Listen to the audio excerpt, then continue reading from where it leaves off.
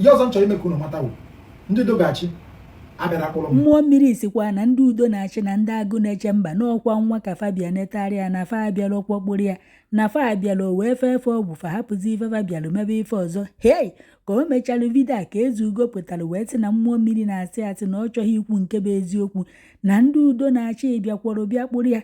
Kedu na onye yi eberivuzi nke o kwuru? Bịakwanụ ka unu n'ife Muo Mmiri kwuru ya eme.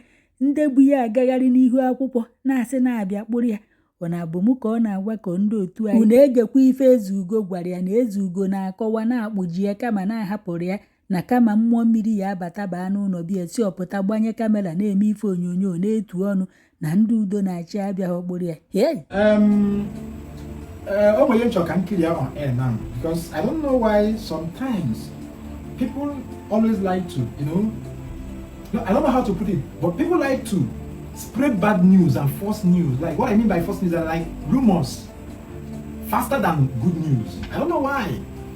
It has been of nature. I've realized that these have been of nature. Like it has been the normal way people all live life, especially we Nigerians. Not everybody, few people. The last post I posted was day before yesterday, which is the dedication of my baby. After doing the child dedication, it reached yesterday. I was even in my house. Now I was in I'm yesterday. Now I was Ndi Udogachi bịara na bem. Bịa kọwasịcha ebe niile bịa buru m neburu agago m ọka. Ka njeje nọ ebe ibe m nọ. Like I was like, na-asị onwere Muo Mmiri ọzọ ka nke m nwa. Because I was wondering, like, or man look on if like, is it dream or reality? I want to but I want to clear the air now. Muo Mmiri flying na bem kan no. You watch na if no office bem kan no. All the digital chief priest na bem kan no. Ihe na-ewute m karịa bụ na unu je na-akpọ Gọvanọ Soludo afa na-akpọ Ndi Udogachi afa. Afụgo m otu unu si akpọgide ha, otu unu si eji ha wee na-ekwu okwu. Ndị onwere ihe ha melu, unu na-try ka unu bịa fada, na ka unu bịa black paint ya afa ha. Gọvanọ Chukwuma Soludo na-alụ ọrụ. Tumunu ga-eto ezigbo ọrụ nke ọ na-alụ. N'ọsọsọ ikote ihe unu ga-eji wee kọji ya na ihu eji wee kọjọ Ndi Udogachi ka unu na-achọ. Why do people like and choose to spread bad news more than good news? Since in the came and the mother's baby man came now from Dalano, Zopola had seen a motor change her papa, what he see.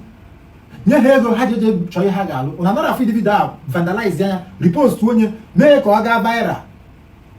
Since in the men, mother's baby, Gully and Gemma prison yard, Gully Hanya, when another phone come. Help them render to people in Nigeria and accusing them in video, some all of them can video. Video some post to another age if you don't come and me or vira. No agent chotas, because I've seen that now. You put the year now, why Joby, jealousness and the bad mind. Kepatana some Igbo actually yoma. Man, I know some Igbo actually yoma. And people name one.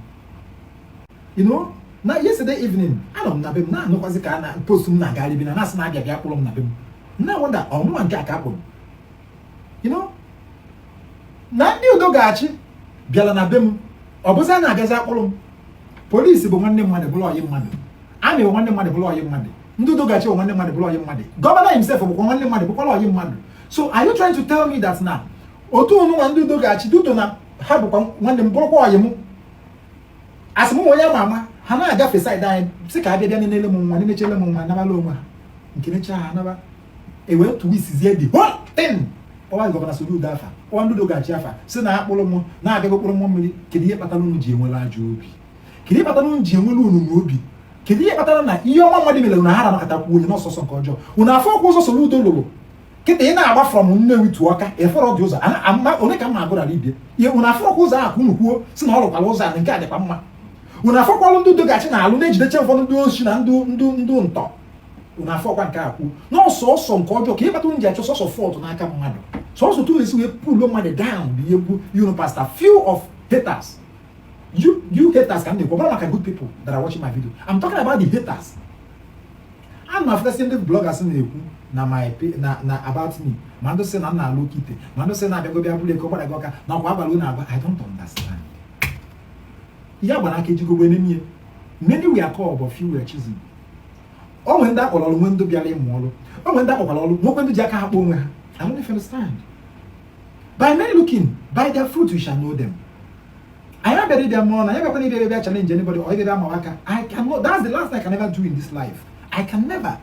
I never actually I've never for one day call out any person on internet. I just face. I just not following my lane. I always been humble somebody that always face his lane. I never put eye for anybody. Women don't ask and tell you more on your internet more coffee. You and I just face here my lane. You was alone can just make face low women. But what I realize is that minimal go another course because yesterday I'm on the way my page now 206,000 followers. Gonna be yesterday. Day before yesterday, sorry. But yesterday we look at that. You know 216,000 followers. Like even extra 10,000 followers. Just that now call rumor. That will show you that now you don't even know one reason. No man have grace of nwa ma nji aka m yotago agba m unu si unu na ifuru nwa m mụrụ ifu nwa m nwaanya onye awa ancestor bịara ana m ekwu ọbụ n'ọnụ ihe chukwu amara anya anara eme and this is the sign to show you that that child is a destiny child e dedicate chem nwa m ka yesterday apụta ihe dịka tata o meme more popular like o ndị amaburu m before o ndị amara from the internet before but today ha amalugo m. Oh, when that man exists in internet, I'm telling you today, and the page may grow. Though my page is not monetized, our engineer now passes your mic. You all chim for canal. Another year ago, we be the lower. I'm a business, seeker. Oh, no, I'm no way about my when I phone, my when I see. My when I don't them tea and all. Only on a malam. I'm a popular known person. All women are now, look at just be the lower. I was chosen for that, and I was forced to do this work. So I wanted a reason why you did this. I envied so much. I don't know nebula we bulilo, but you know the na agwa na rebu mata. You know the na agwa ma bugonu makanaka mo do acha. You might have no wa we you no even know wa nya kwa kyoto. And when I'm time anything, I'm not going to remember this name. Or people, you need to jump kwase, you need to jump na ko. Or from this morning now, you na ko na around them. Video. You know, video 7:20 a.m. From this morning now, you will be able to have food for even that coffee slack and that in the channel job. Or come to me, Jackon to put on. I'm not the Maki Kuku, Kafi Kokokana. Or to my face in the but I am you watch you catch you go zero in 18 and so see you natural or the damn mad. Downfall of the cool natural will wait later, will wait shine. So you people are waiting for my downfall. I don't know, sorry. Uno go check it down follow mo ika agu. Una metere mi yo no haters, no enemies. Una metere mi ye mgbe mo mo na so bi owa. Mgbe nne ma debere owa no na bem. Una metere mi ye mgbe no kita. O ga golo wa no la no le na real life. O do no kuna metere mi ye. E mo no SS power ka na agbe. Ana bi ko bi to no mo go mo na bi challenge mo aka. No. I'm not going to do that. No, at all. I'm not going to do that. But what I'm trying to tell you is that those that want to shame me will go to shame. Ndini na achọ kivele meme no nda kivele yeme. Ebe na niile na agba mo nkwa, ma ndo na agba mo okwu, ma ndo na ekwuta afam for no reason, ma ndo na akọ out of point. Just call one okwuta moto, just call one akọ totsem, just call one black painting, and when mo ku ma go ma ye na ekwu ebe yo no ye mete no wa, ya wo isi ebu. Whatever any seed that you sow shall surely repeat, and it will never affect your children. Rather, it will only affect you that sow that seed. When the actual day go no kuno rapo, governor anyaka. Rapo no, Ndi Udogachi aka, kuna akpozi na ha n'ọnụ. Chọọ na ezigbo mmadụ na alụ kunu na ekwu na achọzi na ego no ga-afụ fort. Unu emezi no na social media no na achọ fort unu ga-afụ kun bido mmadụ aka for no reason. Una not like na mmadụ na ime ọfụma, una not like na mmadụ dey happy. Nya ọ bụrụ na otu nkịta asị na anazi anụ afa m, ana m emezi ezisi, nya ka nwa ọnya bụ ihe unu na adị happy. Mana chi anara adị ka obi mmadụ. O nwere ebu chi bie. Onye ọ na chi ukelu n'ụwa a, okay, and I want you people to know that I came for a mission. And once I accomplish that mission, so Anambra accomplish mission. I'm going to do I can give account. Yeah, make it a no one. Yeah, make it a mutama. Actually, from Tata, so I didn't drag this life or this world with anybody. When I'm not anything. I just face my lane. I'm not here with the problem. I'm not modernizing the office. You don't know what. Oh, this is blue. I will check back on him. When I give away the put you only put an eben no. God delegate. I'm not this sick no more. I'm not this generation. So this sick or God. Equal more equals bokunism or God delegate. You want jokunism or God delegate. Oh, let me delegate. Ndu nke na-ekwukwezi okwu n'isi m ndu kwuru m okwu ọma ndu na-asọpọtụ ihe ọma ọ ga-adịlu m na mma chi gị ga-ekwuru gị ọnụ gị mgbe ndị ilo na-achọ ka ekwugide gị gị bụ onye na-asọpọtụ m gị bụ onye na-ekwu ihe eziokwu feziokwu si na eziokwu dị mma fe ihe ọma si na ihe ọma dị mma chi ga-ekwuru gị ọnụ gị mgbe ndị ilo chọrọ ka ememina gị mana mgbe a na-amara dat na okwu m na-aza bụ okwu akpọrọ m okwu chi m kpọrọ m ka m na-aza and ihe ọzọ m chọrọ ime ka unu mata bụ Ndi Udogachi abịara akpọrọ m prọfesọ gọvanọ Chukwuma Soludo abịara akpọrọ m so amara m ebe unu si bute fake news a ihe na-akwụ unu chọọ ihe unu ga-asị na nsịrị ya na kwụ chọọ ihe unu ga-eme wee megide m mana ama m Obinego nọ n'ọlụ aja anyị Igbo nọkwa n'ọlụ mmụọ kpọrọ m ihe mbụ nọkwa n'ọlụ anọrọ m enwere m onwe m mmụọ nwe m ihe ọ na-achị sọchi m sọrọ m ihe ọ na-achị m chọrọ n'ebe m nọ ka onye ji m wee mee ya gazie m